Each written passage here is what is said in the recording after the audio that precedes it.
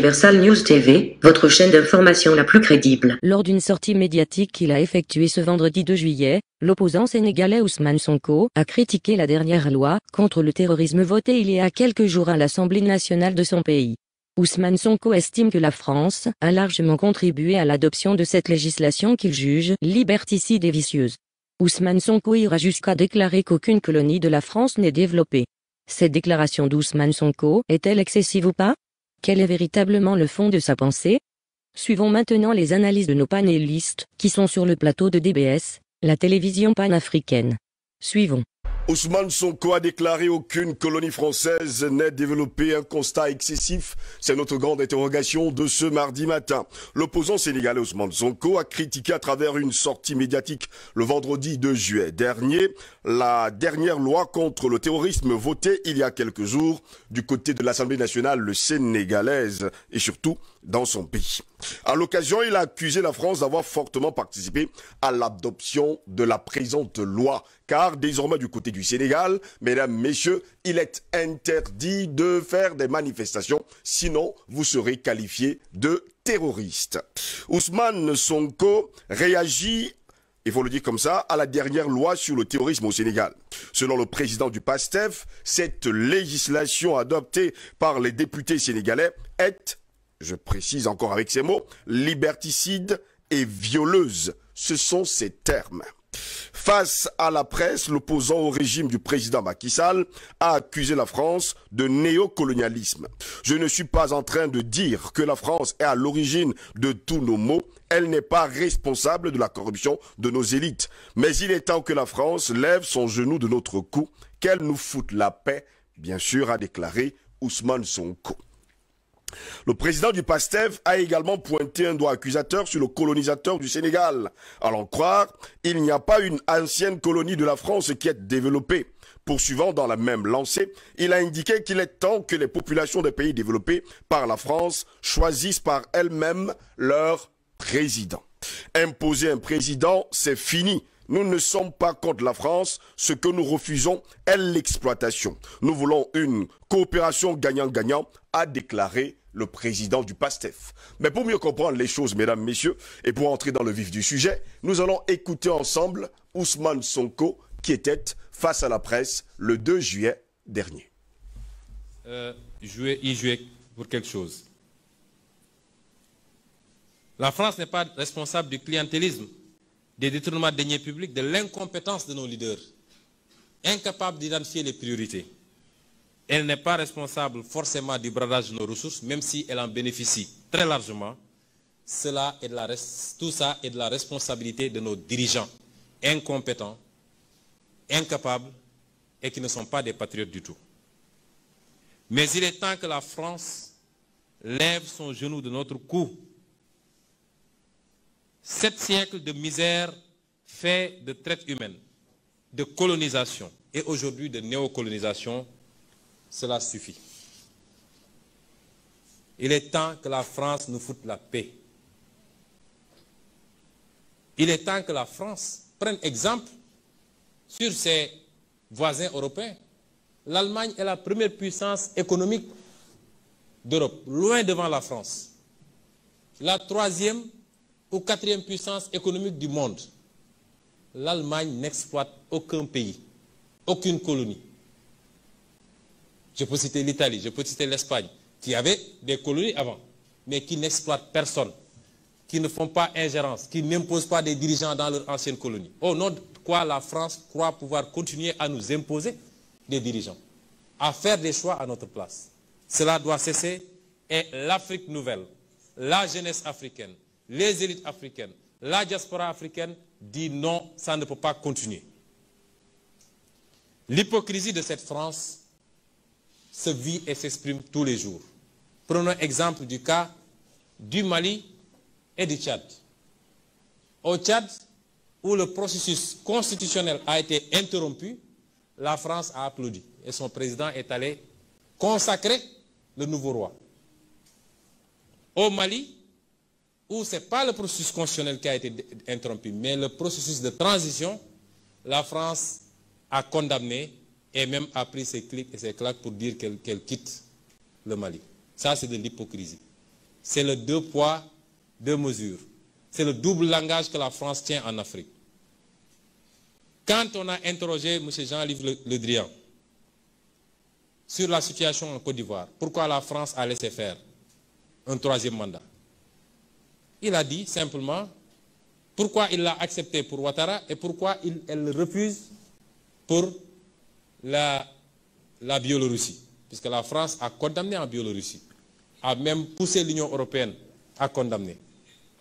M. Le Drian répond en disant que c'est parce qu'en Biélorussie, il y a eu des millions de personnes qui sont sorties dans les rues et que ce n'était pas le cas en Côte d'Ivoire. Voilà comment la France traite les questions africaines. Personnellement, nous n'attendons absolument rien de la France. Nous voulons qu'elle cesse de s'ingérer dans nos affaires. Que le peuple sénégalais puisse avoir le droit de choisir librement. Et non pas parce que la France a choisi un candidat, avec les méthodes qu'on connaît. On commence par cibler des gens, on les décore dans des légions d'honneur ou dans je ne sais quel autre grade, chevalier de je ne sais quoi. On les inscrit dans des loges maçonniques et on leur dit préparez-vous, ce sera vous après. Même l'hypothèse où Macky Sall ne pourrait pas passer, nous savons qui est en train d'être préparé par la France. Cela doit cesser, ça ne se passera plus comme ça. Que l'on soit bien clair, nous n'avons rien contre le peuple français.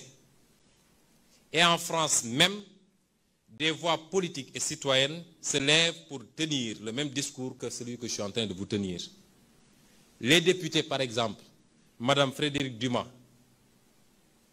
qui intervient régulièrement sur la tribune de l'Assemblée, qui écrit régulièrement au ministre des Affaires étrangères, puisqu'elle est membre de la Commission des Affaires étrangères, pour soulever ce comportement injuste de la France vis-à-vis de l'Afrique, tient le même discours que nous. Messieurs Jean-Luc Mélenchon, Jean-Paul Lecoq, André Chassaigne, tous députés, tiennent le même discours que nous. Et des centaines d'autres voix. L'ONG Survie, comme d'autres ONG, font un travail extraordinaire dans le même sens. Nous disons à la France d'écouter ces voix qui lui parlent de notre schéma, d'une autre collaboration entre l'Afrique et la France. Beaucoup plus juste, beaucoup plus équitable, mais beaucoup plus durable. Si elle sait l'écouter, je crois que nous aurons de beaux jours devant nous dans le cadre de la collaboration. S'il ne sait pas l'écouter, pensant pouvoir continuer à fonctionner comme du temps de nos grands-papas, cette jeunesse africaine ne l'accepte plus. Il faut que la France se prépare à une rupture définitive et à quitter l'Afrique. Parce que l'Afrique appartient aux Africains, elle n'appartient pas à la France. Elle n'appartient à personne d'autre, ni la Chine, ni les États-Unis, ni personne. Et les Africains veulent prendre le destin en main enfin. J'en profite pour lancer un appel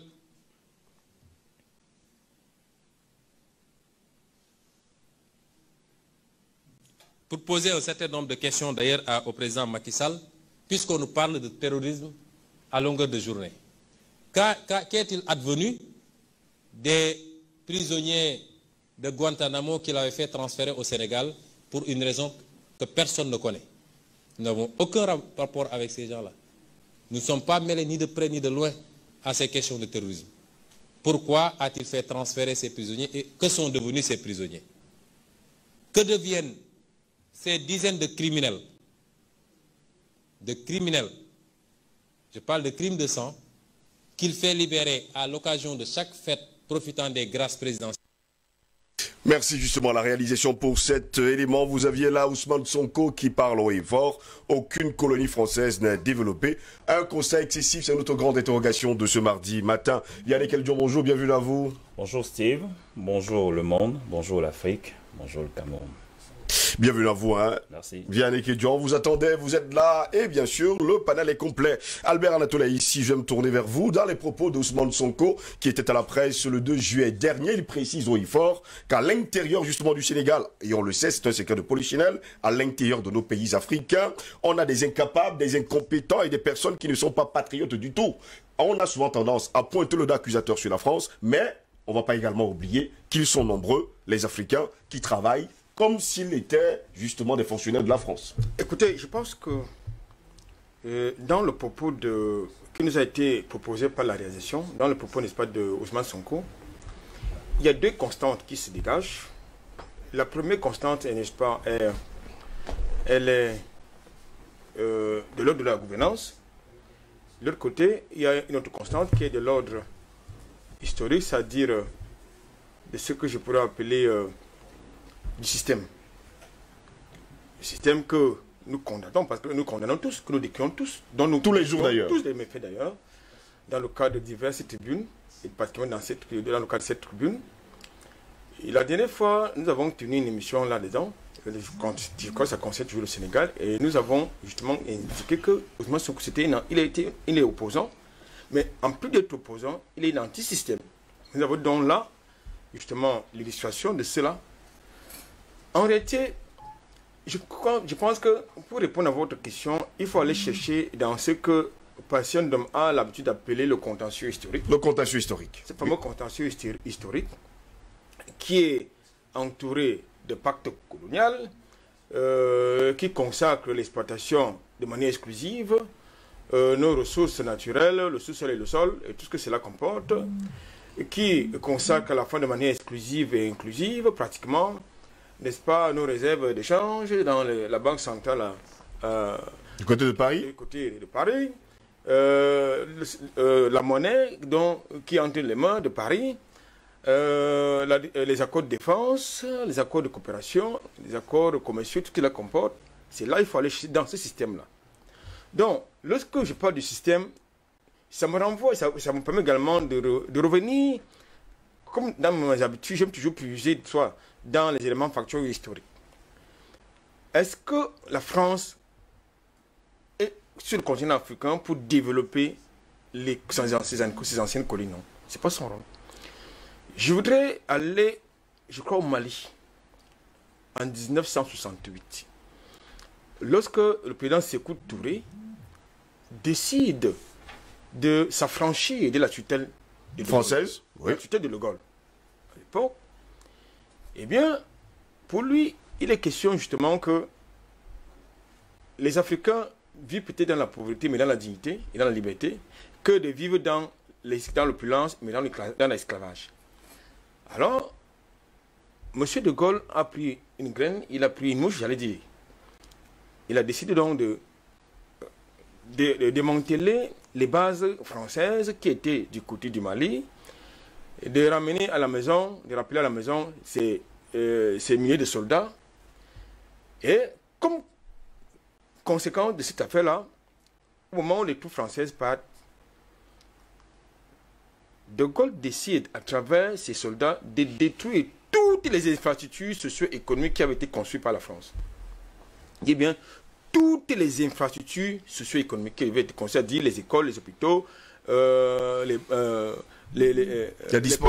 ponts, les routes, toutes les infrastructures, l'administration, tout, bien tout. Et enterrer le reste. C'est bien tout. Même le matériel de militaire, ils ont détruit. C'est-à-dire le matériel qui ne peut pas transporter pour rentrer à la maison, ils ont détruit et enterré, enfoui dans le sol. Et enfoui. Donc vous voyez donc quel type de coopération nous pouvons avoir avec ces genres d'individus. Le même scénario s'est produit au Cameroun, c'est-à-dire au moment où la France part avec l'arrivée des Allemands, la France détruit toutes les infrastructures socio-économiques de la même manière que... Je fais le cas du côté du Mali. Voilà. Je voudrais également prendre tout récemment, lorsqu'il s'agit de DIT, qui était une excroissance du groupe Bolloré au Cameroun, pris des bagages, il a été question qu'il prit des bagages, parce que son contrat de concession était arrivé à terme. Oui. Mais qu'est-ce qu'ils ont fait? Ils ont saboté le logiciel, le système d'exploitation du terminal conteneur. Ils sont partis avec dans leur poche des milliards de contribuables camerounais, plus de 25 milliards. Mais comme cela ne suffisait pas, mais ils ont quand même le culot, l'audace et la prétention de poursuivre en justice le port autonome de Douala-Bonabéry, qui est leur tutelle. Et vous avez donc une justice camerounaise qui est en train de vouloir leur donner raison. Alors qu'il est question de nationaliser toutes les entreprises camerounaises. Mais écoutez, la France n'est pas en Afrique pour le développement des États africains. Aucun pays au monde, il n'y a même pas que la France, aucun pays au monde n'est pas là pour développer le continent. Pour aider un pays quelconque à se développer, non. Ils sont là pour leurs intérêts.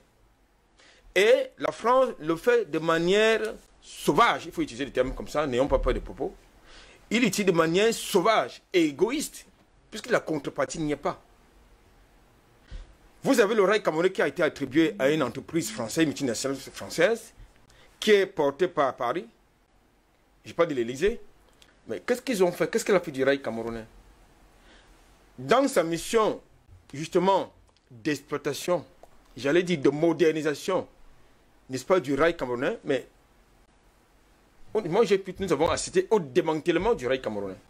C'est-à-dire les réseaux ferroviaires que le Cameroun a trouvé a été démantelé totalement. Pour ne rester qu'avec le réseau qui lui permet de ne pas de renflouer les caisses. C'est ça la réalité. Donc, je pense que de ce point de vue, sur le plan historique, Ousmane Sonko a tellement raison. Maintenant, sur le factuel, c'était ce que de Polichinelle. Je prends également un autre élément factuel. Tout récemment, lors de l'élection présidentielle du côté du Niger, il y a un candidat qui est dans l'entre-deux tours. Et allé à Paris. Mohamed Bazoum. Et aller à Paris, accompagné, n'est-ce pas, de son parrain, Ibrahim Boubacar fait allégeance à Jean-Yves Le Drian. Non, Albert Adatola ici. À Jean-Yves Le Drian. Non, j'aime prendre les éléments factuels. Il ne faut pas que les gens disent que nous sommes excessifs sans avoir les éléments d'analyse et de compréhension. Oui. Lorsque j'ai pris cela, ça veut donc dire que nous avons dans des ingérences. Et ce n'est pas seulement de ce côté-là.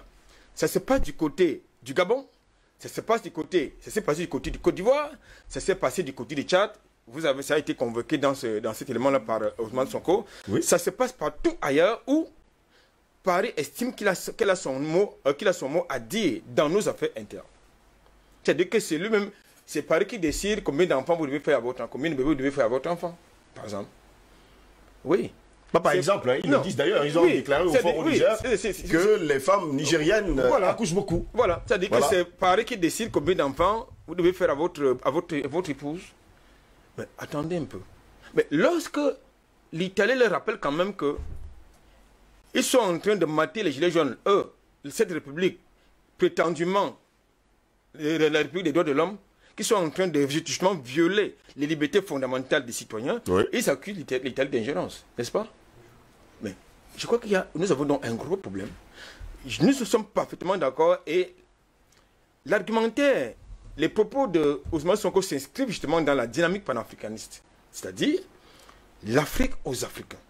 Parce que Emmanuel Macron et les autres, en tout cas c'est lui qui va le succéder, il est élu par les Français pour justement protéger les Français, pour protéger les intérêts de la France.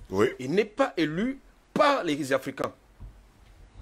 Donc, je ne sais au nom de quoi ces gens se pavanent sur le territoire africain pour nous donner des injonctions, à nos chefs d'État. Et même ceux qui prétendent être des opposants, mais ils s'inscrivent dans le même système. C'est-à-dire qu'ils vont à Paris, ils vont à Washington, ils vont à Bruxelles, ils vont au Royaume-Uni pour aller prendre, n'est-ce pas, le mandat présidentiel. L'adoubement. Non, le mandat, parce que l'adoubement, c'est peu dire. Ils vont prendre le mandat présidentiel parce que sans Paris et les loges maçonniques, ils ne peuvent pas avoir une lisibilité dans le propre espace. Donc, je crois que de ce point de vue, il faut donc changer absolument, de manière radicale. Je suis d'accord avec Ousmane Sonko. De manière radicale, il faut changer de paradigme, il faut une rupture totale et brutale. Je pense que, là où je ne suis pas d'accord avec lui, c'est qu'ils disent que nous n'avons pas un problème avec la France, mais nous avons un très gros problème avec la France. Nous avons un très gros problème avec la France. On ne peut pas dire que nous n'avons pas un problème avec la France. Bon, je comprends qu'il est un homme politique, mais nous avons un gros problème avec la France. Nous avons un très gros problème avec la France. Mais attendez, lorsque vous avez un pays qui tient entre vos mains, c'est la monnaie, votre monnaie, qui tient entre vos mains la souveraineté politique, la souveraineté économique, mais vous voulez dire que ce n'est pas un problème pour vous? Mais c'est un très gros problème. Lorsque vous avez un pays qui vous pille, n'est-ce pas, sans aucune contrepartie, et vous avez même ces multinationales qui ont la liberté, n'est-ce pas, de manquer de respect à nos concitoyens qui emploient dans leur comptoir, ça nous pose quand même un problème. Et vous dites que ce pays-là n'est pas un problème pour nous, non, c'est un gros problème. Donc, pour terminer, pour cette première prise de parole, je pense que lorsque nous faisons le constat, il est clair. Il faut déjà se mettre à l'idée que un pays qui soit, même du continent africain ou d'ailleurs, n'a pas vocation à développer un autre. Nous sommes dans une dynamique de relations soit multilatérales, soit bilatérales, où vous avez les intérêts qui sont sur la table. 50-50, vous faites du 50-50. Qui sont mis sur la table. Oui. Mais sauf que n'est-ce pas, dans le chemin, même dans le chemin de 50-50, Paris vous dit non. Paris est dans le chemin de 99,99%. Voilà. Du 100 et du 0, parce que 99 même c'est beaucoup donné. Merci messieurs. Docteur Jean-Paul Mbelek, je vais me tourner vers vous. Vous avez suivi également Ousmane Sonko qui était justement face à la presse le 2 juillet dernier. Il déclare haut et fort que l'Afrique n'a rien à faire, la France n'a rien à faire en Afrique et qu'il est temps que la France nous foute la paix et qu'elle enlève son genou de notre cou. Votre réaction? Oui, bon, son discours est complaisant pour moi. Donc désolé. Je vais vous décevoir pour ceux qui pensaient que ça va être un chant concordant pour tout le monde ce matin. Pour moi, c'est un monsieur qui est juste... Je parle de ce discours-là. Hein. Oui. Je ne parle pas de son action politique avant, après... On vous suit. On parle de ce discours-là. C'est un discours complaisant. Et trois autres prétendent que c'est un homme, parce que c'est un homme politique. Non. Nous avons des hommes politiques ici parmi nous. Le président Badakel est un homme politique. Il ne tient pas de discours complaisants comme ça. Donc vous, sans avoir quand il s'agit de la France, réfléchi surtout, vous trouvez que c'est un discours complaisant. Colonisateur, que je n'ai pas réfléchi, qui a dit ça? Donc vous, quand vous regardez, vous dites juste que c'est un discours complaisant. Mais je n'ai pas réfléchi pour dire ça. J'ai réfléchi, non? Ah d'accord. Allez-y, vous allez nous dire. Bien sûr, parce que je réfléchis. Si je réfléchis pas, ça a tendance à... Bon, il parle contre la France, mais si je réfléchis justement, je trouve que c'est complaisant. Et puis c'est mensonger. Mais en fait, plus que mensonger, il manque de culture. C'est un manque de culture politique même. Oui. Et moi, je ne suis pas politicien, je suis physicien. Comment c'est que j'en sais plus que lui? Parce que là, moi, je vois plutôt un manque de culture. Surtout que ce monsieur, un peu comme Sarkozy, qui va à l'université Cheikh Anta Diop et ose dire à l'université Cheikh Anta Diop que les Africains n'ont pas... Ils ne sont pas entrés dans l'histoire. C'est entré dans l'histoire. Oui. Lui, c'est un Sénégalais, non? Oui. Son discours n'a pas tenu au Sénégal. Oui, il a tenu au Sénégal. Oui. Et Cheikh Anta Diop, c'est pas un Sénégalais. C'est un Sénégalais. Il ne connaît pas lui de Cheikh Anta Diop. Il ne connaît pas Cheikh Anta Diop. Il n'a pas un peu regardé Cheikh Anta Diop en tant que politicien. On ne devrait pas être un digne politicien sénégalais si on ne connaît pas à minima l'œuvre de Cheikh Anta Diop.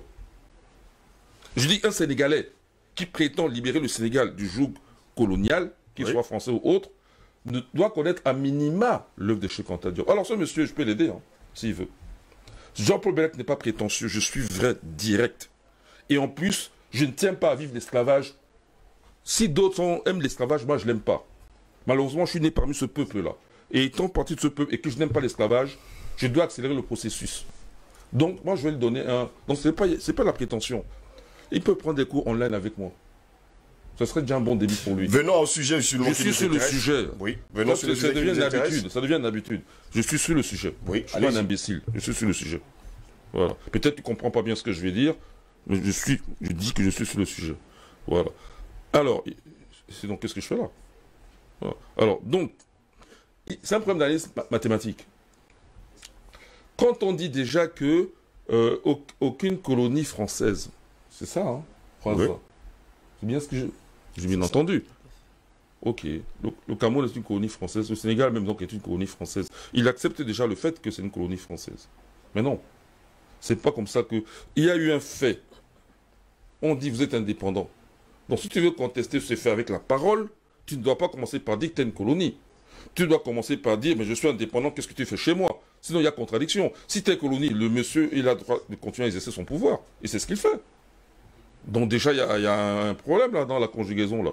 Il n'y a pas de colonie française. C'est simplement que les États africains contemporains ne sont pas développés. Quels qu'ils soient, y compris le Nigeria.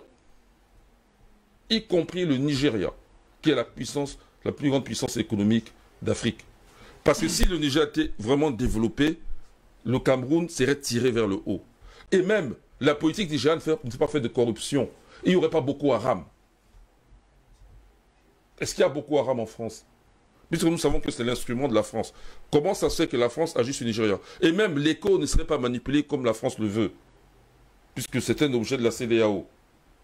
Alors, le Niger est une grande puissance. Si vraiment elle était si développée, la France ne pèserait pas autant sur son propre territoire, son précaré. En fait, la CEDEAO, c'est le précaré du Nigeria, dans ce cas-là. Comment ça se fait que ça reste le précaré de la France? Vous voyez? Donc, non, le discours n'est pas cohérent. Il n'est pas juste ou il n'est pas cohérent, il aurait fallu qu'il Il n'est pas cohérent, parce que c'est un mélange juste de enfin, il est un homme politique, il n'est pas physicien. Là aussi, il faut le comprendre. Il est africain, non? Oui, il est africain. Ok, le règne de l'Afrique, c'est Mahat. La mahatocratie, tu connais? C'est pas la démocratie. De toute façon, moi, je suis contre la démocratie. Hein. Tout le monde est contre la démocratie, bon, moi voilà. le premier. Donc, y a pas, puisque, non, nous, on n'est pas dans le mensonge. Ce n'est pas le pouvoir du peuple. Oui. Le peuple ne règne pas. Où dans ce monde, le peuple règne? Non. Nous voulons le pouvoir de principe. Et ce principe, c'est Mahat. Et dans Mahat, il y a la vérité. Tu n'as pas à mentir à ton peuple. Nous sommes des gens dignes. Quand nous parlons face au monde, nous disons la vérité. On n'a pas peur de la dire. Oui. Donc, l'homme politique dont tu veux parler, là, c'est l'homme politique formaté à la française, à l'occidentale. Oui. Ok. Alors, dans ce cas, qui ne viennent pas nous parler, parce que nous, on veut l'émancipation. On veut des gens qui, justement, nous motivent à aller vers cette émancipation. Pas des gens qui prennent des canons européens, se comportent comme des Européens, et viennent nous faire croire que, oui, non, le jour où il sera au pouvoir, il est capable, lui aussi, de subir cette corruption. Et là, il a menti également. Là, c'est un mensonge. Là, c'est un mensonge, parce qu'il sait très bien de quoi il parle. Dire que la France n'est pas responsable de la corruption au Sénégal? Mais bien sûr que la France est responsable de la corruption au Sénégal. La corruption des mœurs, d'abord. On ne nous impose pas l'homosexualité ici. On ne nous impose pas les vaccins qui sont des vaccins tueurs. Ça s'appelle la corruption. Corruption des mœurs, d'abord. Oui. Donc, la corruption des mœurs, c'est quand même corruption. On est d'accord? Alors, tu disais que tu n'étais pas dans le sujet. Tu commences à entrer dans le sujet. Ah, je commence seulement. J'ai toujours été dans le sujet depuis le début. Ça veut dire que nos niveaux ne sont pas les mêmes. Et c'est pour ça que tu m'invites. C'est pour ça que tu m'invites. Hein, quand tu restes 10 ans, tu ne vois pas Jean-Paul Bellec, tu l'invites quand même. Parce que tu sais très bien que le niveau n'est pas le même. Ben attends, il faut... Oh, mais Jean-Paul Bellec, on est sur un plateau de télévision. Allons-y, on peut se dire. Oui, mais moi je suis Jean-Paul Bellec, je suis pas Voilà. Steve Goss, ok? Donc tu dois me donner le respect que tu me dois. Oh, Oui. alors, nous sommes sur un plateau de Nous télévision. sommes africains! Comment... Bon, ok. Il n'a pas... Vous êtes en train d'argumenter. Lorsque On vous est sur faites un plateau un de télévision. argumentaire, Très bien, finissez ok. votre argumentaire. Non. Mais ne jouez D'ailleurs, pas Non. les personnes qui ont tout. Non. Non, Je ne faites pas ça. Je ne joue rien vous du êtes tout. sur un plateau de Je vis. télévision. Vous devez Je ne respecter joue pas. également Je suis les pas un personnes gamin. qui vous écoutent Je ne joue et pas. les personnes qui sont sur le Non, plateau. je sais de quoi je parle. Tu ne Voilà. peux pas faire semblant. Moi, je sais de quoi je parle. Et les téléspectateurs comprendront très bien. Je dis, je ne joue pas. Je vis. Pourquoi tu me dis je joue? Je ne joue pas. Je ne suis pas un gamin. J'ai 3 enfants. Non, je joue. Je ne suis pas un gamin. Je vis. Et je dis que nos questions sont vitales. Demain, il n'y a pas une campagne de vaccination qui commence ici au Cameroun. Continuez à rigoler. Il n'y a pas une campagne qui commence ici au Cameroun que l'État a lancée. Ça, c'est pas la corruption. C'est parce qu'il y a les 180 milliards détournés qu'ils veulent faire semblant de faire des vaccins. Et apparemment, ils ont déjà vacciné, je vous ai écouté ce matin, 4000 personnes à l'Est. C'est ce qu'ils disent. Mais c'est la tuerie. Donc ces gens-là, ça ne les fait pas peur d'être exposés plus tard à la Cour pénale internationale, puisqu'ils travaillent pour ces talmudistes, comme moi je les appelle. Ils n'ont pas peur de ça. Donc il peut toujours aller vers le vaccin, il dit, mais il sera jugé par le peuple. Et c'est le langage de la vérité qui fera qu'il sera jugé. C'est le langage de la vérité. Si on est dans le langage du mensonge, du politique et tout, comme ça soit à l'occidental, il va y échapper. Je parle de ce ministre et tous ses sbires et ceux qui l'accompagnent. Non, ce sont des crimes commis contre l'Afrique pour 10 000 raisons. Oui. Alors, commençons par la monnaie, le franc CFA. Comment ça se fait que on continue à utiliser une monnaie qui est censée avoir cessé d'exister depuis le 25 décembre Décembre dernier. 2020. Oui. Eh bien, comment ça se fait qu'on continue à utiliser cette monnaie? Et tout le monde l'utilise sans problème. C'est que ça ne nous gêne pas de vivre dans la contradiction. Or, je te le dis, tu penses que je suis pas dans le sujet. Nous, le plus important pour nous, c'est que nous sommes africains. Parce que la plupart du temps, on l'oublie et on ne le vit pas en tant que tel, même sur le continent africain. Déjà, je vois dans mon environnement, par rapport à quand j'étais plus jeune, combien parlent leur langue. On entend français, anglais.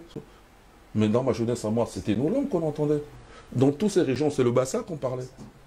On dit Douala, mais c'était essentiellement le bassa qu'on parlait ici. Quelle que soit l'origine de la personne, on parlait bassa ici. Dans la rue, c'est le bassa, tu entendais. Moi, j'entends plus parler, les gens parler bassa. Je vais au marché, c'est le français, l'anglais. Tu n'entends rien d'autre, hein, essentiellement. Donc, il faut comprendre que nous sommes des Africains. Et en tant qu'Africains, nous sommes dans le sillage, c'est pour se retrouver de la vérité. Alors, de quelle vérité s'agit-il? Quand tu es dans la vérité, tu ne supportes pas la contradiction, surtout qu'elle est mathématique. Comment on peut utiliser le CFA alors qu'il est censé ne plus être en fonction?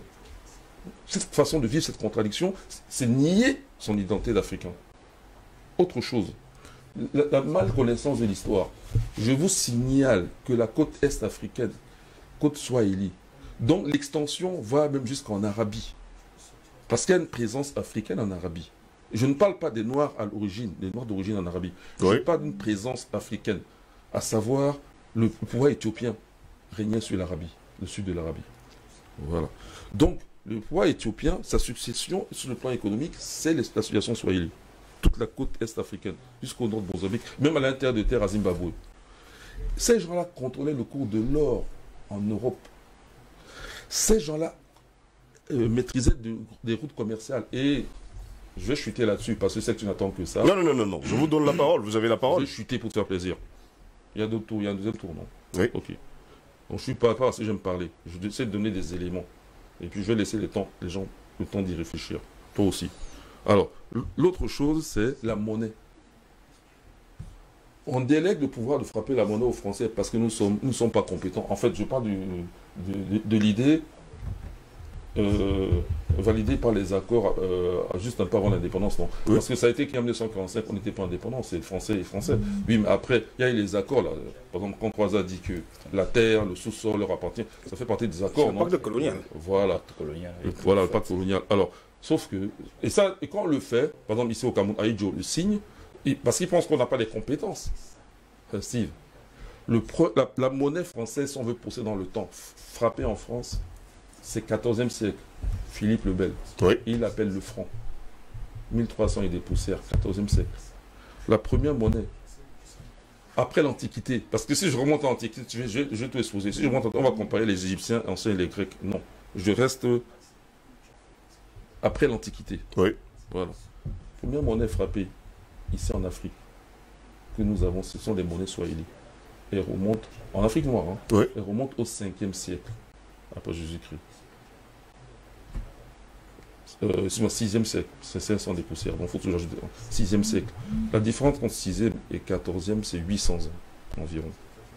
Donc les Africains de ces régions-là, qui ont même contrôlé le cours de l'or en Europe, ont frappé la monnaie. Et ces monnaies existent en pagaille. Parfois, on les vend aux enchères. Même tu vas en Sicile, tu les trouves. Parce qu'elles sont particulières, elles sont reconnaissables. Ces monnaies. Ok? C'est pas une ou deux qui traînent par là, c'est des dizaines de milliers de monnaies, swahili, qui sont encore existantes. Hein? Ils ont frappé ces monnaies. Donc, il y a 800 ans qui séparent là. Ils maîtrisaient, ils fabriquaient leur monnaie, ils maîtrisaient le commerce au lointain. Comment ça se fait que plus tard, on dit on n'a pas les compétences pour gérer la monnaie? Mais c'est une honte. On devrait avoir honte pour changer. Merci, Dr Jean-Paul Bellec, pour cette première prise de parole. Je vais me tourner vers vous, Vianney Keldjon. Gagné Keldjon, jusqu'à preuve du contraire, Ousmane Sonko a précisé également un autre pan sur le continent africain et surtout de la France. Il parle de l'hypocrisie de la France, son double langage, une justice deux poids, deux mesures, et que pour lui, jusqu'à preuve du contraire, la France devrait laisser les Africains tranquilles. Steve, j'ai envie de dire ce matin que c'est une habitude chez les Français, donc ça n'a pas commencé maintenant. Et Ousmane Sonko ne fait que réaffirmer ce que tout le monde ou presque connaît déjà. Oui. Donc, ce matin, je crois que vous avez remarqué ma mine grave parce que je suis arrivé sur le plateau et le sujet ce matin me tient énormément à cœur, surtout parce que là, on parle du développement du peuple africain. Oui. Et qui dit développement, dit bien vivre, dit mieux vivre, dit vivre décemment.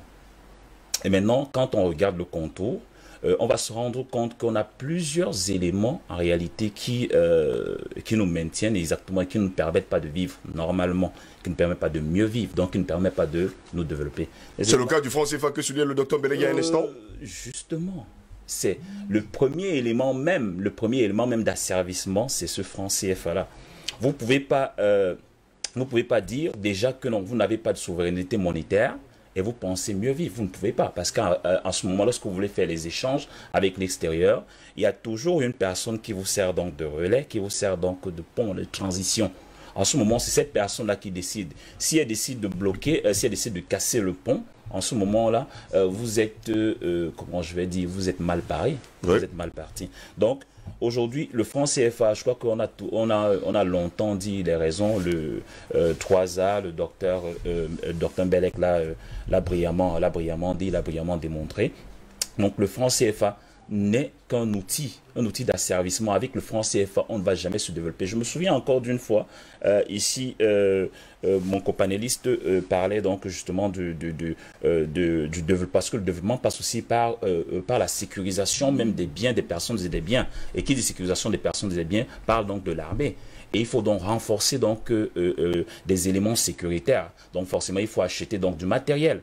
Et alors, lorsque le Cameroun décide, ou du moins l'Afrique centrale en particulier, le Cameroun plus en particulier, lorsque vous décidez donc maintenant de vouloir vous armer, ou du moins ça fait de sécuriser votre territoire, il y a toujours donc du moins des Français, ou du moins ça fait ceux qui gèrent la monnaie, parce que ce sont les Français, ils vous diront, bah écoutez, voilà, ils vous trouveront une raison, l'une plus forte que l'autre, et ils vous diront que exactement vous ne pourrez pas.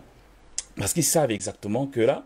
là où ils vous tiennent. Là où ils vous tiennent exactement, c'est au niveau de la monnaie. Donc la monnaie fait partie... Donc la monnaie c'est un gros, mais alors un très très gros problème dans le en tout cas pour le docteur Jean-Paul Bellec, il faut prendre une décision simple. Parce que depuis le 25 décembre dernier, eh bien le contrat, pour ne pas dire les accords avec le franc CFA sont terminés, sont caducs désormais. Et pour lui, il se pose bien des questions à savoir... Qu'attendent justement les pays africains pour en sortir rapidement? On est là dans un cas de figure qui est encore plus étonnant que des précédents. Oui. On a une monnaie qui a expiré. Parce qu'elle a expiré. Oui. Sa date d'expiration est arrivée. Même si la France était la France, face à la France, hein, pour créer cette monnaie. Non, écoutez, moi j'ai envie de dire, on s'en fout de qui est la France. Le problème maintenant, c'est nous. Qu'est-ce que nous faisons? Qu'est-ce que nous faisons maintenant pour prendre maintenant notre destin en main? Parce que là, on a un cas qui est patent. La monnaie, du moins le franc CFA, est arrivé à expiration. Aucune communication dessus. Qu'est-ce qu'on fait? On va de quel côté? On rebat nous-mêmes les cartes. Qu'est-ce qu'on fait? On prend une autre monnaie, on va où personne ne sait. Du moins, le franc CFA est toujours en circulation. Et il se dit même que la banque, les banques centrales s'apprêtent encore, du moins à réinjecter, à demander à ce que la monnaie soit encore, du moins ça fait que la France batte encore plus le franc CFA, du moins est-ce qu'on nous ajoute encore, qu'on nous renfloue les caisses. Et c'est dément. C'est dément parce que vous êtes en train, on est là je vais pas dire, on est là en plein film hollywoodien en fait. Vous avez des gens qui considèrent que là en ce moment, il faut toujours utiliser quelque chose qui est arrivé à cher. C'est comme si vous étiez en train de consommer une boîte de lait par exemple qui est périmée. La suite c'est quoi? La suite c'est l'indigestion. La suite c'est la maladie. Et on est surpris qu'on n'arrive toujours pas à faire les choses comme il faut. Donc la question du franc CFA, c'est une question qui ne peut être dépassée ou bien ignorée lorsqu'on parle du développement du peuple africain. Maintenant, lorsqu'on rentre un peu dans l'histoire, parce que justement, 3 a convoqué les accords coloniaux. Et je me souviens d'une des phrases du président Houphouët-Boigny, je dois écouter mémoire, et qui disait si nous n'offrons pas, la France n'a pas de richesse, la France n'a pas de matière première, le sol donc français, il est pauvre. Les Français sont nos partenaires. Si nous ne leur offrons pas, nous avons les richesses, nous avons tout ce qu'il faut. Si nous ne leur offrons pas ces richesses-là, les Français vont mourir. Il a dit de manière claire, les Français vont mourir. Donc, le président Houphouët-Boigny a continué en disant ceci, c'est que aujourd'hui, donc, il faut que nous offrions du travail aux Français via nos matières premières pour qu'aujourd'hui, eux aussi nous aident à nous développer. Ils nous aident à nous développer. Bon, peut-être que je vois un peu 3A hocher un peu de la tête. Mais ils ne peuvent pas nous aider à nous développer, c'est ce que 3A va vous dire, non, clairement aussi. Justement, j'en viens. C'est là où est la fourberie. Parce que, justement, dès le départ, on a loupé le coche. Parce qu'on a pensé que les Français viendraient nous aider à nous développer. l'Africain, dans son désir de mieux accueillir, dans son désir de mieux partager, parce que, disons-le, l'Africain est accueillant. L'Africain aime partager. L'Africain aime rester avec l'autre comme son frère. Tout le monde qui arrive d'ailleurs, c'est connu. Donc, je pense que le président Houphouët-Boigny était dans cette lancée-là, dans la lancée de l'Africain qui est accueillant, qui est, du moins, c'est mon analyse. Pour bon nombre d'Africains, c'est un traître, hein, il faut bien préciser. Bien que je pense que... Vianney Keljon, je pense que... Et pour certains, même il n'entrera pas dans l'histoire. Je ne veux pas... C'était un Français. Je ne veux pas... D'ailleurs, vous allez comprendre ma chute. Allons-y rapidement. Très rapidement. Donc, je ne dédouane pas le président Houphouët-Boigny. Je dis juste que le président Boigny, à mon sens, il a été trompé. Non. Il a voulu jouer, donc, je peux dire, de son africanité et d'être un peu plus accueillant. Et là, maintenant, il s'est rendu compte par la suite que il a été floué. Les Français ne venaient pas là pour le développer parce qu'on a encore évoqué un certain nombre de choses. Aujourd'hui, lorsque vous avez des Français qui font un certain nombre d'éléments, et qu'est-ce qu'ils font? C'est qu'en partant, ils détruisent tout. Donc, en réalité, ils ne veulent pas effectuer un transfert de technologie pour que vous puissiez vous développer. Parce qu'ils savent que lorsque vous êtes développé, en ce moment-là, vous ne pourrez plus tendre la main. Je chute donc en disant que moi, je pense que le président Houphouët-Boigny a été trompé. Et je pense justement que ces accords post-coloniaux-là, du moins, visaient effectivement à ce que, du moins, tels qu'ils ont été couchés, oui, visaient à ce que l'Afrique, du moins, se bénéficie, du moins, je peux dire, de l'intelligence ou bien de la progression de la France. Et jusqu'aujourd'hui, la France, par contre, a été bandite, a été criminelle. Merci, Vianney Keljon. Il y a Albert Anatola ici qui veut réagir rapidement. Non, oui, parce qu'il y a également Omer qui a la parole, hein, monsieur. Non, enfin, il faut indiquer absolument que à Vianney que Houphouët-Boigny a trahi l'idéologie panafricaniste. Parce qu'il fait partie des premiers précurseurs des luttes de libération sur le continent africain. C'est une histoire qui doit être enseignée à notre jeunesse. Ouais. Comme vous êtes. Il ne faut pas que ce soit dévoyé. Parce que si ce n'est pas bien dit, c'est ça l'histoire de l'Équateur qui sera ancienne à notre jeunesse et ça va être dévoyé à nouveau. Houphouët-Boigny est l'un des précurseurs du mouvement panafricaniste, c'est-à-dire la lutte de libération du continent. Il a choisi son camp. Il a choisi d'être ministre chez De Gaulle. Il a signé les accords de CRS qui consacraient l'exploitation exclusive, n'est-ce pas, de la zone sahélienne. C'est la même chose. Écoutez, un leader politique a une idéologie. Et qui a trahi également, il faut bien préciser. J'allais y arriver. Oui. Un leader politique qui a la responsabilité de diriger un État a une vision de développement et d'émancipation de son peuple. Il n'attend pas que ce soit un autre pays qui vienne développer son pays. Ou bien, j'allais dire, l'affranchir, ou bien l'émanciper. Non. C'est cette vision que Oumyobé aussi et les autres avaient pour le Cameroun d'une manière générale. C'est la même vision que porter. C'est la même vision que justement Lumumba portait pour le continent africain. C'est la même vision que Samora Machel, par exemple, portait pour le continent. Oui, bien sûr. Ça, c'était une idéologie panafricaniste. Et puis vous le dire, Félix Houphouët-Boigny n'est pas quelqu'un qu'on doit enseigner à nos enfants. C'est pas dans l'histoire doit être enseignée à nos enfants. C'est quand même un peu dur, hein, Albert Anatola ici. Omer Seda, je vais me tourner vers vous. Omer, jusqu'à peu de contrat, le docteur Jean-Paul Bellec trouve que Ousmane Sonko, qui déclare aucune colonie française n'est développée, il ne devait pas utiliser le mot ancienne colonie ou encore aucune colonie. C'est comme si on était encore dans la colonie. Pour quelqu'un qui a besoin de défendre le Sénégal et surtout de défendre l'Afrique, il aurait plutôt utilisé des pays indépendants comme nous autres. On n'a pas besoin de l'Afrique, on n'a pas besoin de la France. Je pense qu'il est important déjà d'établir un distinguo entre la France politique et la France qu'on peut. Oui. Lorsque je l'ai dit... Lui-même, Ousmane Sonko l'a précisé. Lorsque je l'ai dit, ça me permet de rappeler que nous avons des amis français. Ils sont nombreux d'ailleurs. Hein. Très nombreux. Qui sont d'accord avec notre combat. Avec qui nous avons de très bonnes relations. Oui. Mais nous sommes simplement outrés par l'attitude narcissique de l'oligarchie politique française qui imbécilise, qui infantilise l'Afrique. Lorsque je l'ai dit, Steve Gauche, je prends votre thématique. Aucune colonie française n'est développée. Mais avant de rejoindre le Dr Bellec, même si ce n'est pas important, parce que c'est le fond du débat qui m'intéresse, oui. Il est important de rappeler qu'aucune colonie française n'est développée Et aucune colonie française ne sera développée avec la France, si rien n'est fait. En le disant, je m'appuie sur des éléments profonds, simples. Nous avons à la tête de nos États des épées de Damoclès. Il y a d'innombrables pesanteurs, des pesanteurs politiques, des pesanteurs culturels, des pesanteurs économiques. Et lorsque je prends l'aspect politique, mais dis donc, il faudrait convoquer le pacte colonial. Et ce pacte colonial, sans vouloir entrer dans l'histoire, nous trace là une dynamique de maître, Et des élève, Oui. esclave. Qui est le maître? C'est Paris. Qui est l'esclave? C'est l'Afrique. Élève. D'ailleurs, ceux que nous appelons présents en Afrique, ils sont recrutés par Paris. Ousmane Sonko a parlé des loges maçonniques. Nous avons là une vassalité de l'élite politique africaine. De telle sorte que ceux que nous appelons abusivement présents ne sont autres que des préfets. Mais je me pose donc la question. Nous parlons des États indépendants, avec à la tête de nos États des préfets. Que peuvent faire les préfets?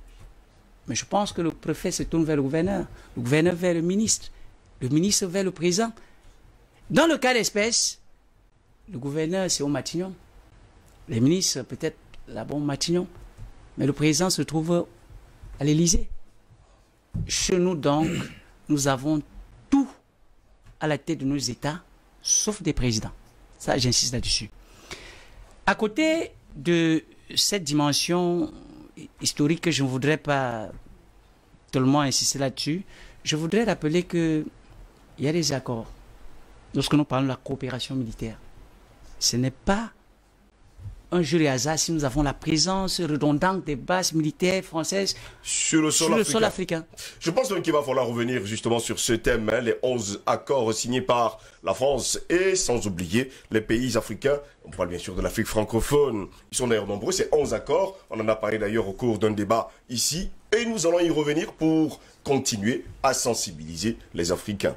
Exactement, Steve Gauss. Avec ces 11 accords, nous allons comprendre que nous sommes là dans une dynamique qui consiste à asphyxier politiquement les États africains. Vous nous donnez là l'opportunité de nous préparer pour expliquer au peuple d'Afrique les chaînes qui empêchent le véritable décollage de l'Afrique, parce que nous parlons de développement. Mais je vais rapidement parler là d'une autre forme de pesanteur qui me préoccupe personnellement, sur le plan culturel.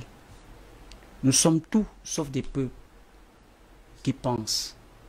Et un peuple qui pense par rapport à la culture de l'autre, quel développement peut-il envisager? Quels sont les contenus des programmes que nous enseignons à nos enfants?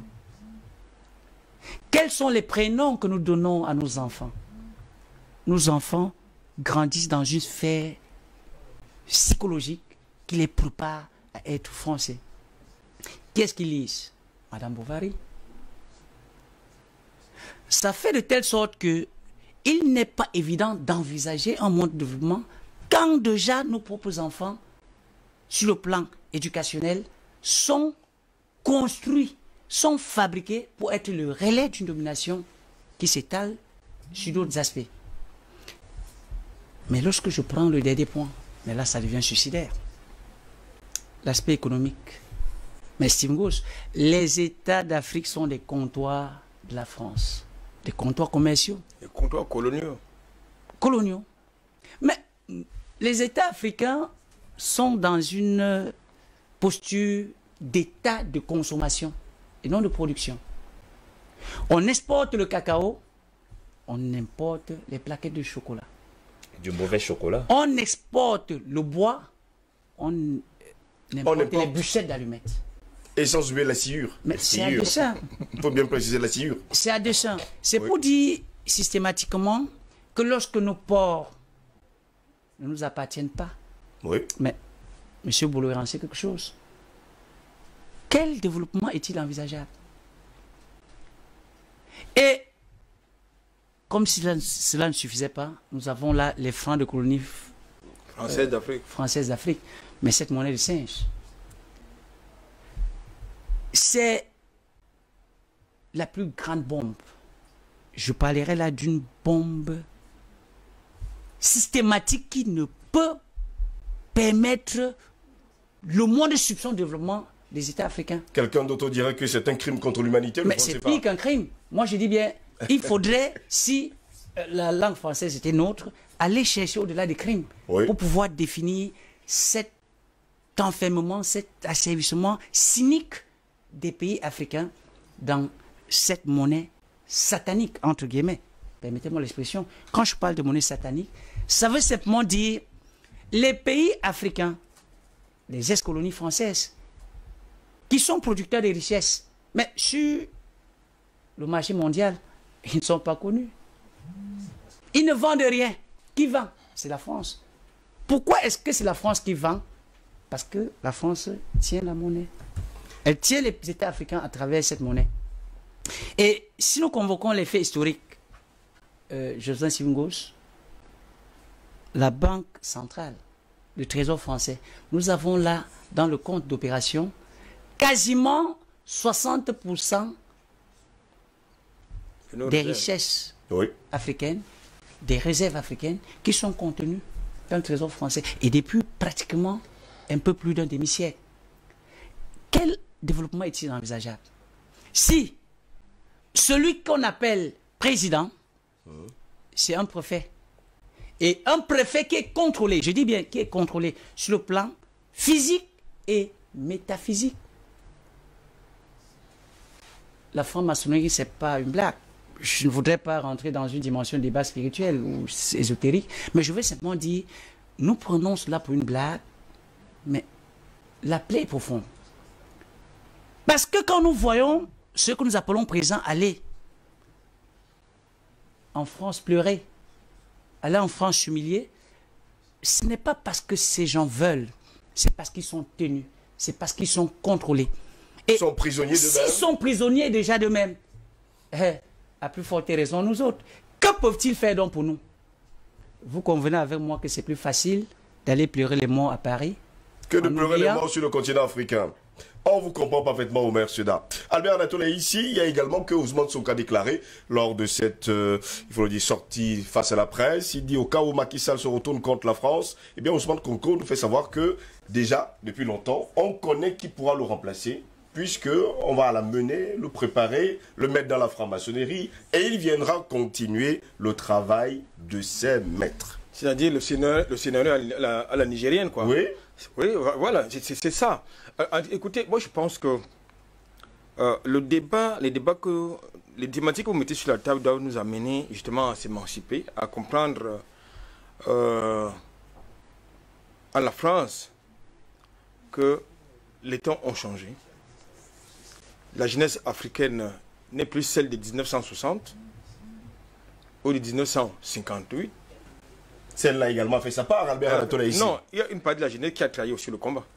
Et il y aura également une partie où notre jeunesse qui trahira également ce combat-ci. En 1960, en 1960 ou bien en 1958, il n'y avait pas d'IBS. Je suis d'accord avec vous. Il y avait certains médias qui étaient en train de pervertir la perception des choses, de cette jeunesse-là. Vous avez la voix de l'Amérique à l'époque, je crois que c'était la seule radio que tout le monde écoutait, et on croyait que quand il racontait, enfin, c'était la vérité. C'était la vérité. Bon, aujourd'hui, peut-être qu'il a fallu que DBS arrive pour qu'il y ait un son de cloche différent. La preuve, c'est que les thématiques qu'on mettait en débat, justement, font avancer les lignes, font bouger les lignes. Donc, maintenant, pour revenir à votre question, je pense que j'ai l'habitude de le dire, et j'insiste à le dire d'ailleurs, les combats que nous portons ne peuvent pas être les combats des dirigeants ou de leurs affiliés. Parce qu'ils n'ont plus rien à apporter, ils n'ont plus rien à donner. Ils sont dans les compromissions, ils sont dans les deals, ils sont tenus par des accords secrets. Donc je pense que les combats que nous portons chaque jour, ce sont les combats que nous-mêmes nous pouvons porter à travers cette jeunesse qui n'est pas encore tenue, qui n'est pas encore dans les deals, qui est encore libre, n'est-ce pas, qui est affranchi. Il faut le dire comme ça, parce que moi, je suis un jeune affranchi. Et je pense que c'est dans un esprit d'affranchi que M. Sonko estime que il faut plus que la France s'ingère dans nos affaires internes. Que ce soit les querelles, que ce soit les fêtes, nos fêtes, que la France... Que ce soit les deuils également. Oui, qu'elle s'ingère pas. D'abord, c'est la France qui crée les deuils, ça nous le savons. C'est la France qui crée les deuils. Quand vous fabriquez des terroristes, c'est pour créer quoi? La fête? Non, c'est pour créer justement les deuils, la mort.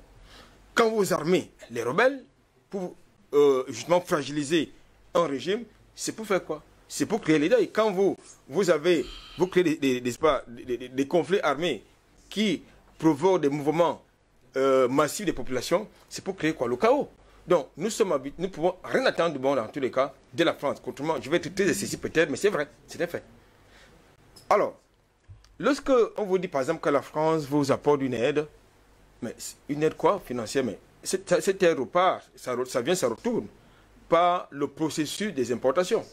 C'est-à-dire que ça permet à faire fonctionner la multinationale chez eux. Parce que si vous ne faites pas fonctionner la multinationale, leur économie ne tourne pas. Vous devenez leur ennemi également. Absolument. Donc je pense qu'aujourd'hui, il faut donc changer absolument de paradigme. Ça dit sur le plan économique. Et je pense que ça, par contre, c'est faisable. Ça dit, on leur demande de nous faire le point avec nos réserves qui sont dans leur banque. Eh bien, ça nous vient sous forme de biens de consommation. Nous créons notre monnaie. C'est faisable. Par contre, c'est faisable. Deuxième chose sur le plan politique. Je crois qu'il va falloir qu'une sorte de révolution politique se déroule sur le continent africain. C'est-à-dire que la réciprocité soit établie au niveau des processus d'ingérence.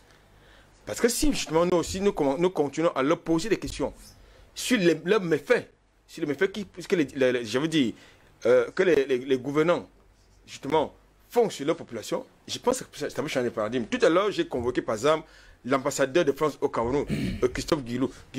Lorsque je le dis, je suis très sérieux.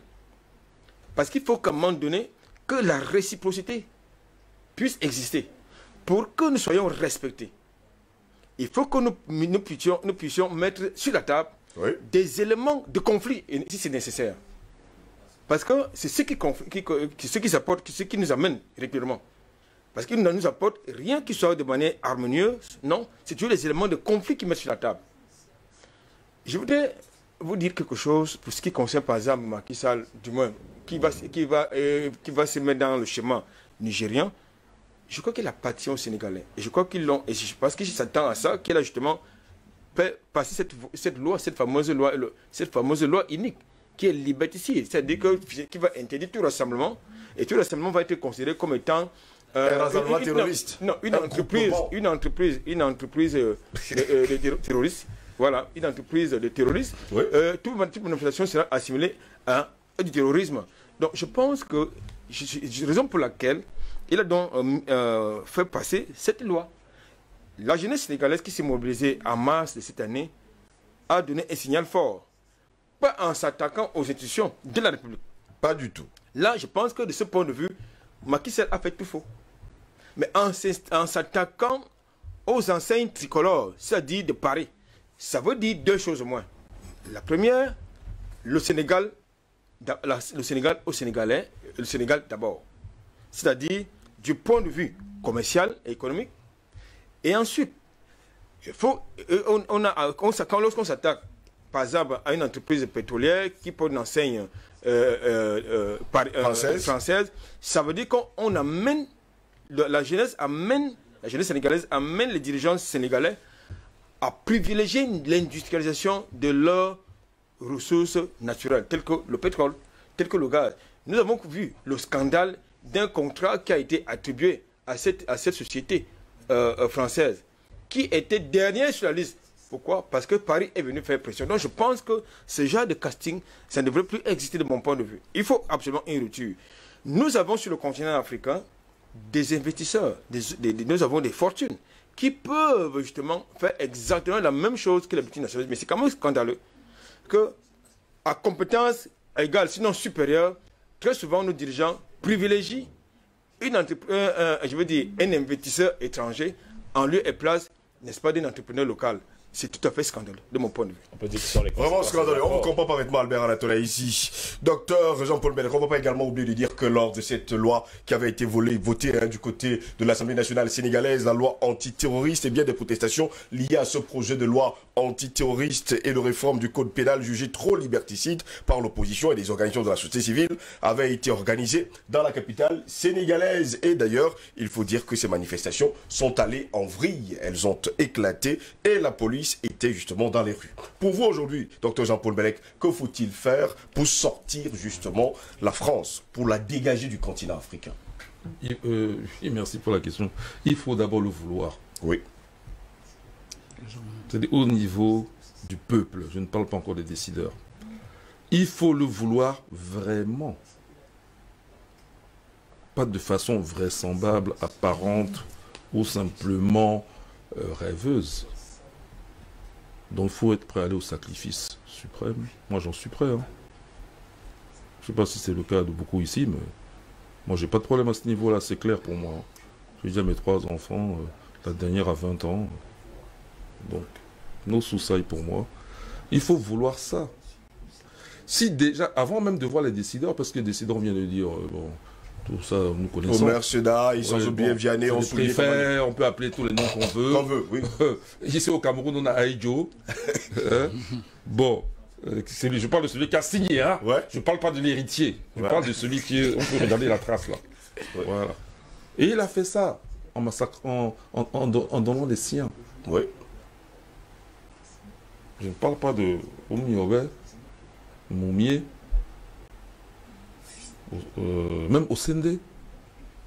Sans compter ceux qui étaient là avant, les Douala Mangabel. Et les autres. Madola, Martin Samba. Je parle de Ernest Wandier. Le président Badaké nous a rappelé encore ici, au moins 2 fois, j'ai retenu, que pour que Pompidou, une condition qu'elle a posée pour qu'il fasse son voyage au Cameroun, c'était l'exécution d'Ernest Wandier. Aïdjo, on ne peut plus s'en défaire là. Il peut encore jongler quand c'est le Oumiobe et tout ça, là, glisser comme une anguille. Et quand je pense que Madame Feu Germaine Aïdjo demandait que son mari ait des obsèques nationales payées par le contribuable, comme si nous, nos parents ne sont pas morts. Nos villages là, moi je veux parler des choses qui nous touchent. Peut-être que quand on dit Afrique, c'est abstrait. Moi dans mon village là-bas, là, le Kimboa, le 4, à Isongé, là, combien d'années, dizaines d'années, c'est resté avec interdiction d'entrée, on tirait à vue là-bas. Les éléphants sont revenus, tout et tout. On n'avait pas le droit d'entrer là-bas. Oui. Ce fameux contentieux historique de Kouafendo. Comme ça, on va citer son nom encore 2 fois ici. Il ne dira pas qu'il n'est pas là, même quand il n'est pas là.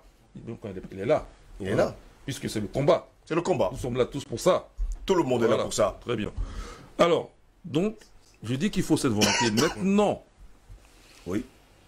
L'Assemblée nationale sénégalaise, eux, c'est des vendus. Mâchons pas les mots. Enfin, permets-moi de ne pas mâcher mes mots. Oui. Ok, je te laisse livre. Tu vas encore recevoir une fatwa. Des gens de Yaoundé là-bas. Tu diras que c'est moi qui. Tu diras que c'est moi. C'est vrai. Prenez vos responsabilités. Oui, c'est ça, je les prends. Ouais, je prends. Mais qui m'amène à Kondengui, je vais créer la révolution là-bas, le jour même j'entre là-bas. Est-ce que moi j'ai un problème? Le jour même je mets les pieds à Kondengui, c'est la révolution qui commence. On va juste compter les secondes. Voilà. Et ils peuvent. Alors, donc, ces gens-là sont des vendus. Parce que le terrorisme, là, admettons, on fait hypothèse mathématique, supposons qu'il y a eu terrorisme lors des manifestations que nous savons, lorsqu'ils ont arrêté Ousmane Sonko il n'y a pas longtemps. En mars dernier. Voilà. Il a joué contre qui? Entre guillemets.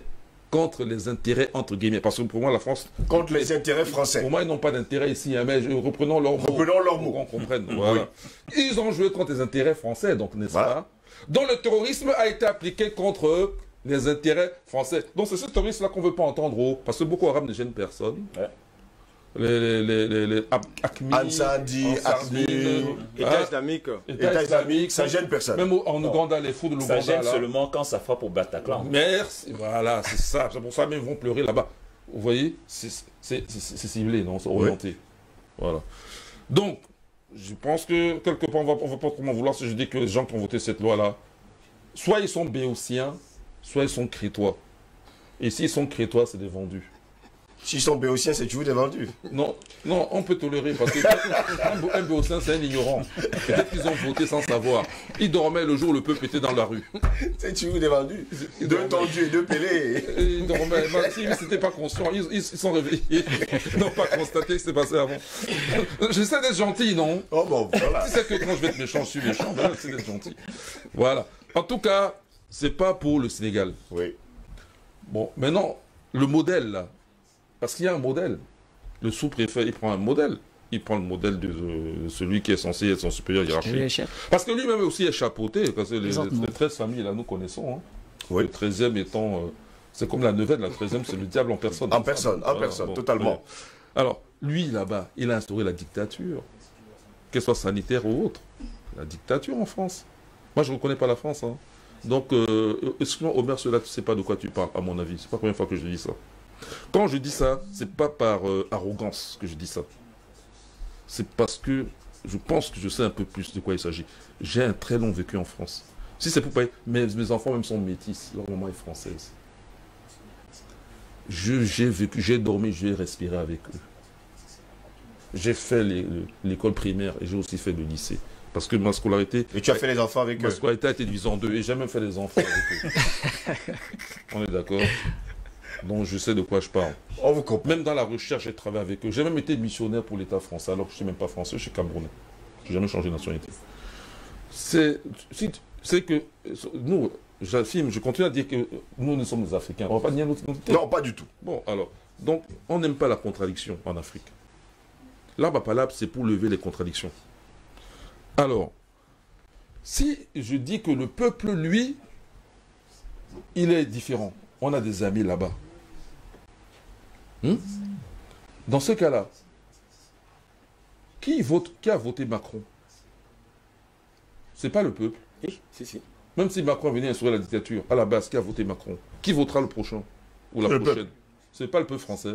On ne dit pas qu'il est souverain. Il est souverain. Par rapport à nous autres. Puisqu'ici, on dit qu'il n'y a pas de vote. Les gens qui contestent les votes ici, qui disent qu'il y a hold-up électoral, eux, ils prennent les Français comme exemple. Même moi, je cherche même un avocat français, qui actuellement, lui, il est accusé. Hein. Il est accusé. Le ministre de la Justice. Oui, parce que abus de position dominante pour brimer ses collègues avocats. Alors, donc, si c'est le peuple français, en quel de nous que nous le fasse en retour?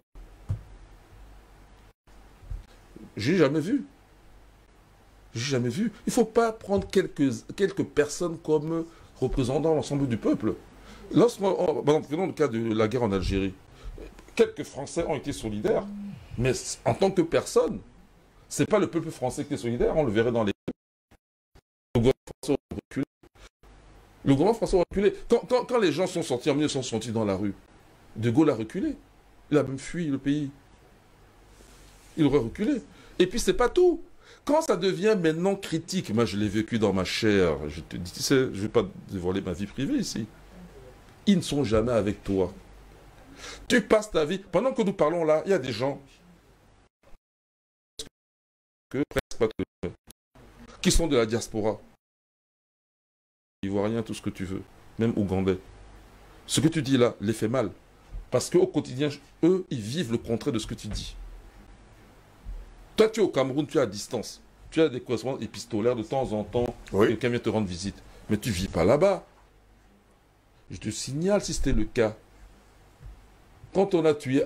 c'est qui? Mustapha. Avant, il y a eu même les Adama. Non, le plus récent, c'est Mustapha. Oui, mais avant, il y a même les Adama. Adama Traoré. Voilà. Où étaient les Français? Mais ils trouvent même que nous, on est toujours là à se plaindre. Ils trouvent même qu'ils veulent même qu'on s'assimile. Et quand tu es assimilé, comme Mbappé, qui n'a même pas besoin de Français en France, quand tu rates un simple penalty, hein? Tout à fait. Alors, le peuple est où pour le défendre? Le peuple. Puisque c'est le peuple même qui l'accuse, qui le soupçonne. Quand les gens, l'empathie, ils arrivent là, en mer, là, après tout ce que leur... Ok, c'est le gouvernement français qui est responsable. Ils fuient leur pays à cause des affres imposées dans leur pays par le gouvernement français, n'est-ce pas? Mais quand ils arrivent à la côte, là, n'est-ce pas? Les Français les accueillir avec... Parce que ça se fait un peu en Grèce, hein. Les Grecs, même les Italiens, de temps en temps, ils vont vers les immigrés, ils leur mettent des couvertures. Mais les Français, j'ai jamais vu. Jamais. Plus que 10 minutes, monsieur, vous sortez de cette émission. Je vais conclure. Oui. Ok, donc, cette donnée-là, il faut arrêter. Et même si c'était vrai, même si tu avais des sentiments quelconques, nous sommes en guerre. Tu ne peux pas faire la guerre à quelqu'un que tu aimes. Pour faire la guerre à quelqu'un, le tuer, il faut le détester, il faut le haïr. Il faut vouloir lui couper la tête. On ne peut pas couper la tête à quelqu'un qu'on aime ou qu'on a de l'affection. Tu n'arriveras pas. Même un poulet, si tu as un peu d'affection, tu ne peux pas couper la tête. Merci, docteur Jean-Paul Bellec. Je peux juste citer maintenant. Voilà, allez. L'autre point, c'est pas grave, je pense que j'ai dit l'essentiel, c'est bon. Merci. Vianney Keljon, quand on sait tout cela, on a vu d'ailleurs dans l'élément que nous avons proposé à nos téléspectateurs ce matin avec les propos de Ousmane Sonko, on le sait, la France a toujours été une colonie française. Peut-on compter un jour qu'Ousmane Sonko soit quelqu'un qui sera marginal, en marge justement de la politique française? Le Sénégal, vous voulez dire? Précisez votre question parce que là, ça m'a... Je répète encore, hein, je dis que jusqu'à preuve de contraire, le Sénégal a toujours été une colonie française, depuis le début. Ouais. Depuis la nuit des temps. Et d'ailleurs, tous les chefs d'État qui sont succédés se reposent aujourd'hui du côté de la France. Que ce soit Abdou Diouf, que ce soit Maître Abdoulaye Wade, tous sont aujourd'hui en France. Est-ce que ce sera l'exception de la règle quand on sait quand même que même Léopold Sédar Senghor était français? Bon, il faut déjà dire qu'au Sénégal, il y a eu une forte consonance française. Oui. Il y a une culture à la française, bien entendu.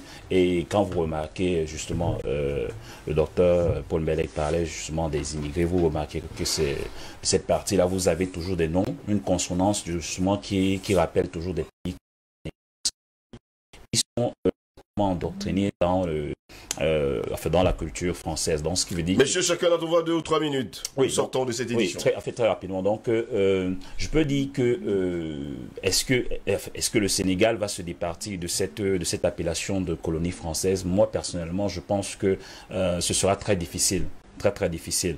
Mais, par contre, il y a des dissidentes qui commencent déjà à s'élever et qui commencent déjà à dire, attention, il ne faudrait pas que nous restions sur le jour de la France. C'est le peuple justement que disait tout à l'heure le docteur Jean-Paul Bellec, c'est le peuple qui doit prendre ses responsabilités. Exactement. Et il faut bien le vouloir, il a bien précisé. Exactement. Il faut le vouloir. Exactement, bien sûr, en fait il faut le vouloir, mais maintenant il faudrait surtout, parce qu'il ne faudrait pas oublier le travail, vraiment, justement c'est grâce à ce travail-là, à ces rappels mémoire, que justement ce peuple-là commence à se rendre compte que, attention, il faudrait que il faudrait maintenant qu'on dise non à tout ce qui vient, donc non à tout ce qui est dépravation de mœurs, non et à tout ce qui est exploitation de nos sols, et non à tout ce qui est donc qui va à l'encontre de nos valeurs. Je vais sortir très rapidement, allons-y, en une seconde, en disant justement, je reviens sur mon propos, je précise, le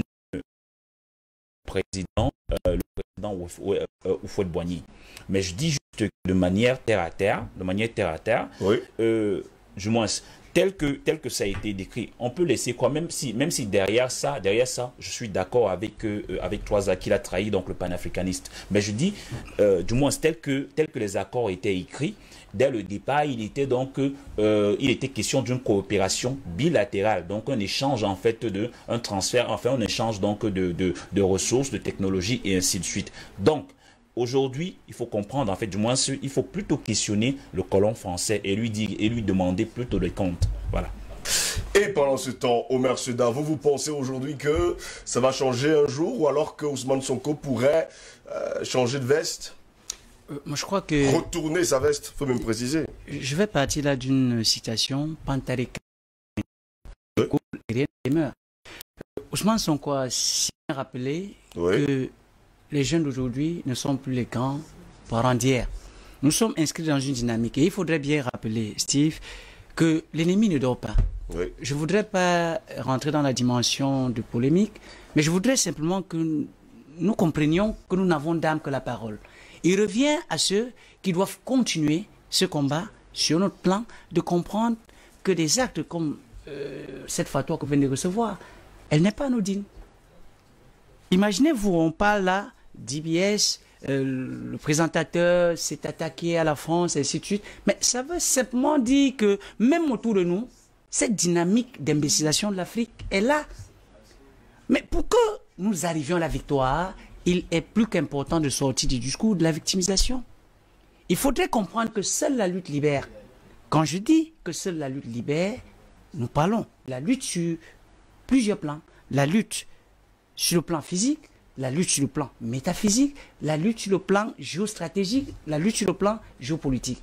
Simplement, lorsque je le dis, c'est une façon d'inviter la jeunesse panafricaine d'aujourd'hui à comprendre que, au-delà des discours, au-delà de ce que nous proposons comme sensibilisation, comme conscientisation, il faut prendre des actes forts. Les actes forts consistent à Dakar, Abidjan ne sont pas des terres conquises. Et autant ces ambassadeurs, comme l'a si bien dit, fonctionnent à Yaoundé, comme s'il était sur le territoire conquis, il faudrait par moment dans les actes qu'il lui soit rappelé que si le patriarche Biya peut être froissé en France, si cette dynamique de repos n'est pas établie comme triple A l'habitude de le dire, nous resterons dans un rêve. Mais simplement parce que nous sommes des peuples d'amour. La haine ne peut pas chasser la haine. Nous avons autre chose à proposer à la France. Nous avons autre chose à proposer à la communauté internationale autoproclamée. Ils n'ont de morale. Nous avons une morale salvatrice pour l'humanité. Et l'habitude le dit, même si Dr Bellec va me prendre encore en contradiction, le panafricanisme est un humanisme. Et quand je convoque cet humanisme, je ne voudrais pas que vous me rappeliez sur les sentiers de la franc-maçonnerie. Mais c'est simplement pour dire que chez nous en Afrique, nous pouvons donner un verre d'eau à celui qui nous gifle. Exact. Merci messieurs, permettez-moi de lire quelques messages de nos téléspectateurs ce matin. Aujourd'hui, pourquoi ils vont me tuer avant le vaccin? Aujourd'hui, avec les vaccins de l'époque où ils faisaient aux enfants inutilement. La majorité des citoyens camerounais résistent à Corona grâce à notre alimentation. Nous mangeons beaucoup avec des antibiotiques naturels et nous mangeons bien chaud. Je suis donc couteau à double tranchant. Il n'est pas africain. Merci, c'est Charlotte qui nous a également écrit ce matin. Elle qui nous déclare d'ailleurs qu'elle a un pied aujourd'hui cassé à cause, il faut le dire aussi, des vaccins d'il y a longtemps aujourd'hui qu'on administrait aux enfants. Et elle n'est même pas la seule. Dans ce cas, ils sont très nombreux, les Camerounais et surtout les Africains. Bonjour Steve, j'ai été surprise quand que vous êtes puni pour un mois. C'est vrai ou bien? C'est Adja de Douala qui nous a écrit. Adja de Douala, l'information que vous avez n'est pas mauvaise d'ailleurs. Hein? Elle est vraie. Elle est vraie. La vidéo que je vous ai envoyée tout à l'heure sur un cas de décès du... Nous voulons avoir la vraie information sur ça. Merci et excellente semaine. Merci à vous également. Bonjour Steve, bonjour le panel et aux techniciens. Le cocorico jupitérien active ses leviers et les nègres de salon grâce à quelques euros signors. Eux-mêmes démontrent à suffisance que vous avez posé le pied dans la fourmilière. Alors, elle... dans le qui-vive. Longue vie à vous tous et l'émission, c'est Brian qui nous écrit depuis Ngodi, ici à Douala. Bonjour, bonsoir DBS. Que Dieu vous bénisse, que Dieu bénisse l'Afrique et le Cameroun, le pays des Lumières. Merci, merci également à vous. Bonjour monsieur, ne soyez pas étonnés, pays souffrance égale souffrance. Rien n'est plus réformable dans ce pays, dans ce système de choses où la Bible dit que nous sommes dans le dernier de sa fin et que les humains seront égoïstes cherchant leur propre intérêt. Vous avez constaté cela vous aussi. Merci de nous avoir écrit, même si cette personne n'a pas laissé son nom ce matin. Bonjour Steve, la récréation est terminée pour la France. Nous avons le devoir de faire subir à la France, et qui est un état criminel foncièrement satanique, pour restaurer la mémoire de nos martyrs. Nous devons nous préparer à faire la guerre à cette nation diabolique pour l'honneur du peuple africain. Bonne journée. Cette personne nous écrit depuis la France. Elle également ne nous a pas laissé son nom ce matin. Bonjour la planète DBS. Je viens par cette présente porter à la connaissance des Africains que la France, pour le salut de l'Afrique, nous devons faire la guerre à la France jusqu'à la vaincre. Ne me dites pas que le peuple français ne connaît pas ce que vivent les Africains. C'est faux, car ils le savent. Mais leur merci hypocrite est notoire. Les Français n'ont pas de considération pour les Africains. Je le confirme. Cette personne également nous écrit depuis la France ce matin. Toujours des messages. Bonjour Dibier, je crois qu'un recadrage du docteur Jean-Paul Mbelek est important. Le respect de l'animateur et des téléspectateurs s'impose. Je suis déçu, je manque de mots. C'est Séverin qui nous écrit depuis Lomé au Togo. Ne vous inquiétez pas, tout va pour le mieux dans le meilleur des mondes. Vous qui nous écrivez. Bonjour le plateau. Moi j'ai une doléance. Soyez un plus clair et précis. Attaquez automatiquement le thème. Mettez le pied automatiquement dans le plat. Car ce n'est pas tous les téléspectateurs qui ont votre niveau d'études. Vous oubliez souvent que vous avez un niveau très non seulement élevé et surtout avancé. C'est Zachary Yao qui nous écrit depuis Sokodé au Togo également. Au côté du Togo, on nous regarde beaucoup d'ailleurs. Bonjour monsieur Steve, bonjour à vos invités qui sont au plateau. À mon point de vue, Ousmane Sonko a fait une sortie d'un grand homme politique, mais le docteur Jean-Paul Mbelek ne partage pas le discours de cet homme politique. Il devrait comprendre qu'aujourd'hui, les hommes politiques qui peuvent tenir tête à la France ne sont pas nombreux, surtout ceux qui sont dans l'opposition. Sonko est un homme engagé pour la cause des Maliens et surtout des Sénégalais en particulier, et il donne une leçon de morale à tous les hommes politiques. Quand quelqu'un a de bonnes intentions pour son pays, pour les panafricains, nous devons l'encourager dans ce sens que de chercher les formules physiques et chimiques recadrées. Le docteur Jean-Paul Mbelek, dans le thème du jour. Merci monsieur Steve Ngo, je vous souhaite une bonne journée. Que le Seigneur vous bénisse abondamment. C'est Fabrice Yomi qui nous écrit depuis Niamey au Niger ce matin. Bonjour Steve et à tout le panel. Je crois que le problème de l'Afrique francophone, c'est nos dirigeants. Paris se décide un matin à la sortie de France CFA. Je peux et la fin de la colonisation dans les 48 heures qui suivent. Oui, c'est de ça qu'il s'agit. Pourquoi nos dirigeants ne peuvent-ils pas prendre le courage de le faire? Ils ont peur car ils ont de très sales casseroles, crimes rituels, assassinats, pillages des ressources et autres. Beaucoup parmi eux profitent de cette France-Afrique. Battons-nous sans cesse et nous vaincrons. C'est Emery qui nous écrit depuis les Philippines. Beaucoup ce matin, car sa femme vous a donné à chacun d'entre vous des noms. Messieurs, il faudrait bien que je vous le dise. Bon, elle déclare que 3A, c'est celui qui croise les bras comme ça. Comme elle ne parle pas français, c'est ce qu'elle dit. Elle dit que moi, je souris tout le temps. Eh bien, Emery, on est ensemble. Bonjour, c'est Fringo, c'est à tout le panel de DBS matin. Le docteur Mbelek a pleinement raison. Ils ont cette bonne arnaque de fabriquer de faux panafricains qui viendront tromper le peuple avec des discours panafricains, alors qu'au fond, ce sont des pions des Français. Rappelez-vous de Wade étant opposant sur le franc CFA. Une fois au pouvoir, il n'a osé le dire. Je le dis, le blanc d'hier ne sera jamais différent même des 100 000 ou alors des 1 million dans 1 million d'années. Tout comme l'Africain d'hier qui a coopéré avec le colon. Ces sites chez eux qui ont servi à la déportation de nos frères. Alors, on ne peut jamais compter sur eux pour la renaissance africaine. Pour finir, les premières pièces de monnaie furent trouvées en Asie mineure. Le docteur pourra développer la suite. Bonne journée à vous, c'est Kouma Izali depuis Londres ce matin. Bonjour Jean-Paul Mbelek, tu es très juste, bon sage, fort et rempli de connaissances. Les gens pensent que tu as fait trop, pourtant ton intelligence et ta vision ont dépassé la barre. Chapeau, tu hérites ce titre de docteur parce que ça vous attendait depuis la naissance. C'est Yerima du côté de la cité SIC qui nous a écrit également ce matin. Bonjour Steve et grand bonjour à vos panélistes. La mise en place de toute la politique de développement passe par la compréhension du phénomène et des causes de sous-développement. On distingue habituellement les causes proprement économiques, dont le franc CFA, de toutes les autres historiques, géographiques, socio-culturelles. La diffusion de la langue française en Afrique est partie intégrante du projet colonial et néocolonialiste. D'ailleurs, cette personne s'appelle, il nous écrit depuis Mamoudzou, c'est Pauline qui nous écrit depuis Mamoudzou à Mayotte ce matin. Messieurs, je vous dis merci d'avoir été là ce matin. Oh, merci d'avoir été là ce matin. Merci Steve, mais juste rappeler que nous ne pouvons pas demander aux gens qui sont embastillés dans des cercles ésotériques de nous libérer. Et justement, seul le peuple africain doit prendre son destin en main et comprendre que les préfets qui sont à la tête de nos États ne sont là que pour leur rôle. Ils rendent compte à Paris et non à Yaoundé, non à Dakar, non à Abidjan. À vous également, Vianney Keljon, je vous dis merci d'avoir été là ce matin. Merci de m'avoir invité et surtout la thématique comme celle-là. Moi, je vous dis, j'en demande. Merci encore. Albert Anatoly ici, merci à vous également. J'ai l'habitude de dire que le combat que nous menons n'est pas le combat des dirigeants. Oui. C'est le combat des peuples. C'est important. Et les prises de parole comme celle que vient de faire Ousmane Sonko sont rares, surtout pour un jeune. je pense qu'il faut remettre chaque élément, il faut toujours remettre chaque élément dans son contexte. Donc, il est un personnage politique à observer. À observer, on vous a compris. Docteur Jean-Paul Bellet, merci d'avoir été là ce matin. Quand il y a des messages, il y en a qui doivent savoir qu'on ne met pas sa main dans le feu. Que un gars comme ça, là, Jean-Paul Bellet, je vais m'expliquer sur un détail. Ok, déjà, je n'ai même pas expliqué des détails. Tu commences déjà à me envoyer mon Dieu. Steve, attends. Je vous ai pas regardé. On va se voir après. Parce que les gens t'ont défendu. Hein. Attends, on va sortir de l'émission.